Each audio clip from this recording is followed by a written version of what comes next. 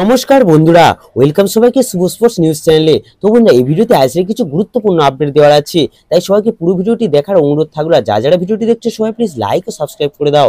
তো বন্ধুরা, ইস্টবেঙ্গল আরও একজন খেলোয়াড়ের চোটের খবর বেরিয়ে আসছে, আর সে হলো ইস্টবেঙ্গলের গুরুত্বপূর্ণ একজন ডিফেন্ডার পার্দ। এর আগে সল ক্রাসপো চোট পেয়ে পুরো সিজনের জন্য ছিটকে গিয়েছিল, এবার চোট পেল পার্দ। এদিন অনুশীলনের সময় সবাই উপস্থিত থাকলেও পার্দকে কিন্তু অনুশীলনে দেখা যায়নি। পরে খোঁজ নিয়ে জানা গেল তার একটা হালকা চোট রয়েছে, তাই সে অনুশীলনে আসেনি। তবে পরের ম্যাচে খেলবে কিনা তা নিয়ে একটা সন্দেহ তৈরি হয়েছে।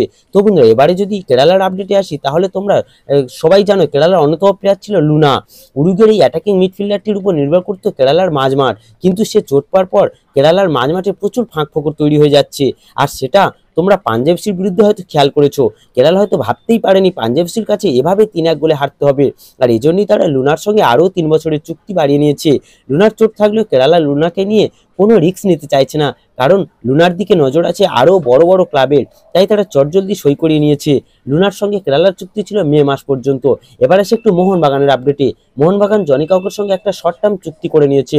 ফেব্রুয়ারি থেকে মে মাস পর্যন্ত 4 মাসের একটা চুক্তি কাউকের সঙ্গে হয়েছে। এবার যদি জনি কাউকে ভালো পারফর্ম দেখাতে পারে, তাহলে পরের সিজনে তাকে একটা লং টার্ম চুক্তি দেওয়া হতে পারে। তবে সেটা নির্ভর করছে পুরোটাই এই সিজনের উপর, আর জনি কাউকের উপর নির্ভর করছে মোহনবাগানের মাঝমাঠ। তাই মোহনবাগানের কাছে জনি কাউকের গুরুত্ব অনেকটাই। এছাড়া মোহনবাগানের পরের ম্যাচে ফিরতে চলেছেন আরও এক গুরুত্বপূর্ণ সদস্য লিস্টন কোলাসো।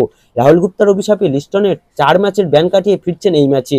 তো বন্ধুরা, নেক্সট আপডেট হলো পাঞ্জাব এফসির একজন গুরুত্বপূর্ণ বিদেশিকে নিয়ে, যার দিকে আইএসএল বড় বড় ক্লাবের নজর আছে বলে শোনা যাচ্ছে। এমনকি কয়েকটা ক্লাবের তরফ থেকে তার এজেন্টের কাছে মোটা টাকার অফারও দেওয়া হয়ে গেছে। প্লেয়ারটি হলো মাধি তালাল। ফ্রান্সের অ্যাটাকিং মিডফিল্ডারটি এই মুহূর্তে পাঞ্জাব এফসির হয়ে দুর্দান্ত ফর্মে রয়েছেন, তাই পরের মরশুমে সে অন্য কোনো বড় ক্লাবে গেলেও অবাক করার মতো কিছু থাকবে না। তো বন্ধুরা, এই ভিডিওতে এই আপডেটগুলি জানানোর ছিল। আর সবাইকে অনুরোধ করবো, যারা ভিডিওটি দেখছো সবাই প্লিজ লাইক ও সাবস্ক্রাইব করে দাও।